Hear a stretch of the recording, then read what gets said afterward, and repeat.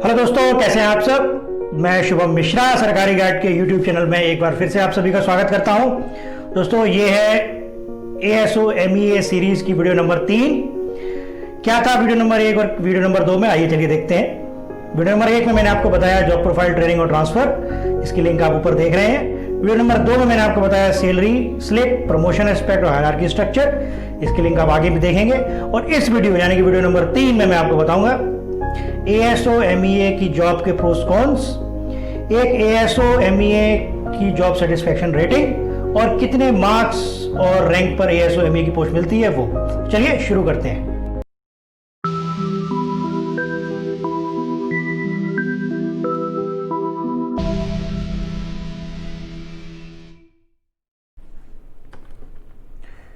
ASO-MEA series की इस video में सबसे पहले हम बात करेंगे जॉब सेटिस्फेक्शन की रेटिंग।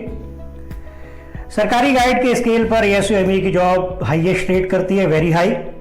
क्यों करती है दोस्तों? जब सरकारी गाइड की टीम ने assistant section officer in ministry of external affairs से जाके बात की तो हमें पता चला कि इस जॉब के 3 सबसे खास फीचर हैं।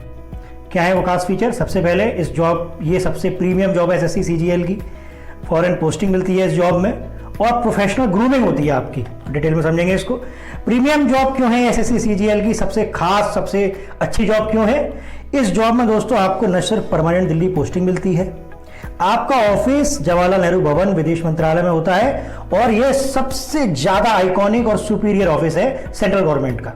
इसके अलावा आपको सब्सिडाइज फूडिंग फैसिलिटी मिलती है, सोशल इन्फ्लुएंस मिलता है, ऑफिशियल पावर मिलती है, इसलिए SSC की सबसे खास जॉब है। फॉरेन पोस्टिंग मिलती है दोस्तों, आप अपनी सर्विस के 1.5 ईयर्स के बाद एलिजिबल हो जाते हैं फॉरेन ट्रांसफर के लिए। फॉरेन पोस्टिंग 2 तरीके के देशों में होती है, या तो वो USA यूरोपियन कंट्रीज में होती है UK, या फिर अफगानिस्तान, पाकिस्तान, श्रीलंका में होती है। USA यूरोपियन कंट्रीज में आपकी पोस्टिंग 3 साल के लिए होती है जनरली, और पाकिस्तान अफगानिस्तान जो सार्क कंट्रीज हैं, साउथ एशियन नेशन है, उसमें आपकी 2 साल के लिए पोस्टिंग होती है। इस पोस्टिंग पर जितने भी आपके खर्चे होते हैं वो सरकार उठाती है और आपकी सैलरी टैक्स फ्री होती है। ये सबसे खास बात। तीसरा सबसे पॉइंट, प्रोफेशनल ग्रूमिंग। जब आप ASO-MEA पोस्ट होते हैं तो आपको on a regular basis renowned foreign delegate से मिलने का मौका मिलता है, मिनिस्टर से मिलने का मौका मिलता है, और जो बड़े बड़े अधिकारी होते हैं उनसे मिलने का मौका मिलता है। तो न सिर्फ आप एक अच्छे प्रोफेशनल बनते हैं और कैसे अच्छा काम करना चाहिए वो भी सीखते हैं। तो ये थी दोस्तों जॉब सेटिस्फेक्शन रेटिंग की डिस्कशन। अब बात करेंगे ASO-MEA की जॉब को हमने कई सारे पैरामीटर पर तोला और हमने पाया कि कुछ पैरामीटर्स पॉजिटिव है ASO-MEA के, कुछ नेगेटिव है। क्या है वो पैरामीटर? हमने ASO-MEA की जॉब को प्रमोशनल चांसेस, सोशल स्टेटस, उसकी official power, work life balance, self study के टाइम, नेचर ऑफ वर्क कैसा है, ओवर स्टे है कि नहीं, office infrastructure, office commuting time, और बात करें तो हमने स्टडी लीव मिलती है कि नहीं ASO-MEA को, office politics, office restriction, public dealing, recognition of extra work done, allied job duties in this job, leaves कितनी मिलती हैं, गजेटेड स्टेटस है कि नहीं, all India tour facility, technical course training, ऐसे 20 अलग अलग पैरामीटर पर जब हमने इस जॉब को एवेल्युएट किया ASO-MEA की जॉब को, तो हमें पता चला कि कुछ पॉजिटिव्स हैं, कुछ नेगेटिव्स। चलिए डिस्कस करते हैं। पॉजिटिव्स, फॉरेन पोस्टिंग होती है आपकी 1.5 साल बाद, मैंने आपको बताया फॉरेन जा सकते हैं। सोशल स्टेटस बहुत अच्छा है इस जॉब का, विदेश मंत्रालय की समाज में बहुत अच्छी पहचान है। आप ASO-MEA पोस्ट होते हैं, आपकी सोशल रिस्पेक्ट बहुत हाई होती है। सेल्फ स्टडी टाइम, आपको हमेशा काफ़ी सेल्फ स्टडी टाइम मिलेगा। सैटरडे संडे ऑफ है इस जॉब का, 9 से 5:30 की जॉब है। वर्क लाइफ बैलेंस, सिंस आपका ऑफिस टाइमिंग फिक्स है, आप अपनी फैमिली को बहुत अच्छा टाइम दे सकते हैं। आप दिल्ली में होंगे तो आप अपनी फैमिली के साथ घूम भी सकते हैं जहाँ चाहे वहाँ। बहुत अच्छा वर्क लाइफ बैलेंस है इस जॉब में। उसके बाद बात करेंगे ऑफिशियल पॉलिटिक्स। आप ज्वाइन करते हैं, आप बहुत अच्छा, आपको ऑफिशियल सपोर्ट मिलेगा आसपास से, अपने कलीग से। ऑफिस कम्यूटिंग, आप दिल्ली में पोस्टेड होंगे, आपको क्वार्टर मिलेगा विदेश मंत्रालय की तरफ से, तो आपको हार्डली 30-40 मिनट लगेंगे ऑफिस पहुंचने में। ऑफिशियल रेस्ट्रिक्शन, केवल आपको फॉर्मल्स पहनने होंगे ऑफिस में, अदरवाइज कोई रेस्ट्रिक्शन नहीं है। Is a very good point of this job. Otherwise कई सारी जॉब्स में मोबाइल नहीं रखने का रेस्ट्रिक्शन होता है, कोई डेटा शेयर नहीं करने का रेस्ट्रिक्शन होता है, जैसे मिनिस्ट्री ऑफ डिफेंस में। ऑफिस इंफ्रास्ट्रक्चर बताया मैंने आपको, one of the best, Jawaharlal Nehru भवन सरकार का बहुत ही प्रीमियम इंफ्रास्ट्रक्चर माना जाता है, उसमें आपकी पोस्टिंग होगी। बहुत बड़े बड़े कॉर्पोरेट ऑफिस को भी ये फेल करता है अपने आगे। और बात करें टेक्निकल कोर्स ट्रेनिंग, आपको जब आप ज्वाइन करेंगे उसके बाद ट्रेनिंग मिलेगी आपको। उसके अलावा भी ड्यूरिंग योर जॉब आपको मिशन ट्रेनिंग्स दी जाएंगी। यूनाइटेड नेशन में जाने के लिए क्या करना होता है वहाँ पे, अकाउंटिंग, साइबर सिक्योरिटी, कई तरह की ट्रेनिंग दी जाएगी आपको।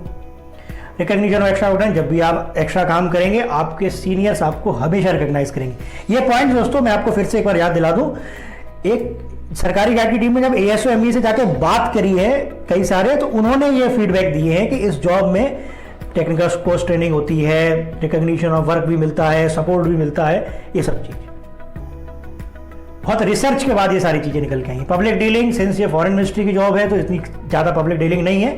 अगर आप पासपोर्ट डिवीज़न में पोस्टेड होते हैं, पासपोर्ट और वीज़ा डिवीज़न में, वहाँ आपको कॉमन पब्लिक से डील करना पड़ता है, बहुत ही थोड़ा बहुत। लीव्स 50 लीव्स हैं सेंट्रल गवर्नमेंट की पॉलिसी के हिसाब से, 30 earn leave, 20 half paid leaves, 8 casual leaves और 2 रेस्ट्रिक्टेड लीव्स।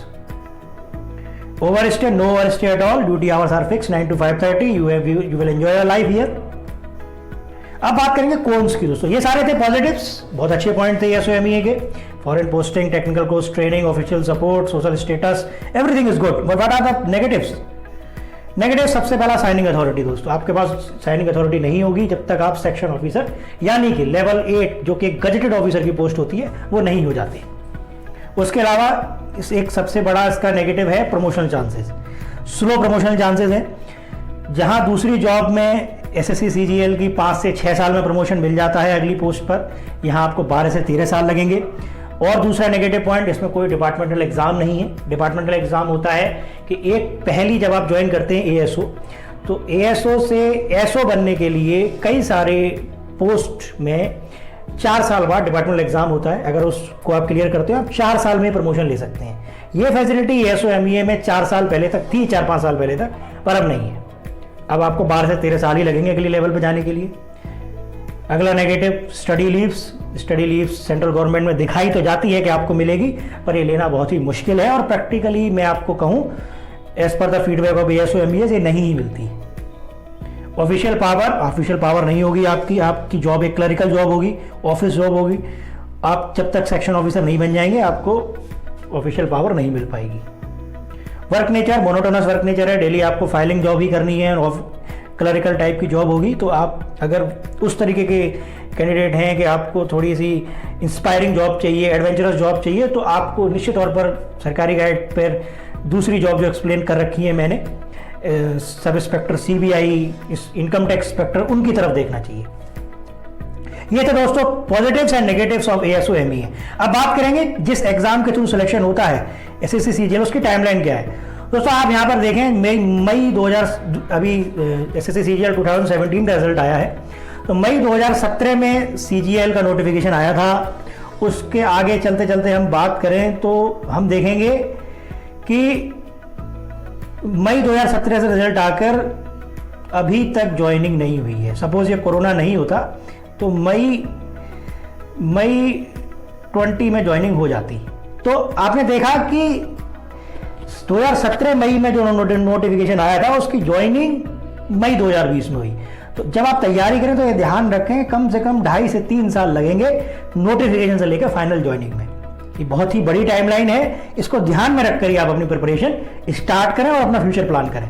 अब देखेंगे दोस्तों कितनी मार्क्स पर एएसओ एमईए की पोस्ट मिलती है। जनरल कैटेगरी की बात करें तो जनरल कैटेगरी आपकी टीयर 1 में 156 मार्क्स आपके आने चाहिए, सेलेक्टेड कैंडिडेट के आए। टीयर 2 में 507 मार्क्स थे उसके, और final selection 576 number out of 700, इतने नंबर थे एक एएसओ एमईए कैंडिडेट जो जनरल कैटेगरी का था उसके। ओबीसी कैटेगरी की बात करें, ओबीसी कैटेगरी में ओबीसी कैटेगरी टीयर 1 के बाद 170 नंबर थे, 70.5, टीयर 2 508.25 नंबर, और टीयर 3 फाइनल सिलेक्शन 700 में से 566.25 मार्क्स पर हुआ है ओबीसी कैटेगरी एएसओ एमईए के लिए। सिमिलरली फॉर एससी कैटेगरी की हम बात करें तो एससी कैटेगरी टीयर 1 में सिलेक्टेड कैंडिडेट के नंबर 149.5 थे, टीयर 2 के बाद 472.25 हो गए और फाइनल सिलेक्शन 532.25 मार्क्स पर ASOMEA ऑफ SC कैटेगरी हुआ था। Similarly for ST category, ST category की बात करें तो after tier 1 his marks were 153, after tier 2 435 5 marks out of 600 और फाइनल सिलेक्शन 700 में से 500 नंबरों पे हुआ है ST कैटेगरी ASOMEA का। तो दोस्तों ये थी जानकारी ASOMEA के जॉब सेटिस्फेक्शन की, उसके पॉजिटिव्स नेगेटिव्स की और कितने मार्क्स पर ASOMEA की पोस्ट मिलती है कैटेगरी वाइज।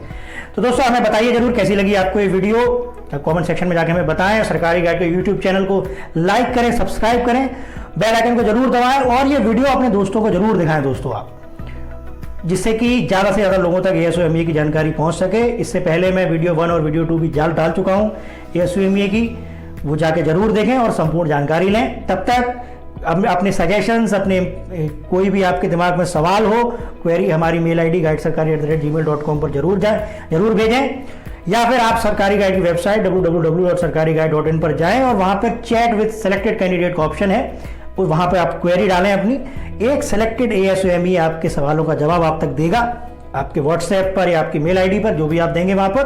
तब तक विदा लेता हूं मैं आपसे, अगली बार आपके लिए एक और नई जॉब प्रोफाइल को एक्सप्लेन करूंगा। तब तक सेफ रहें, खुश रहें।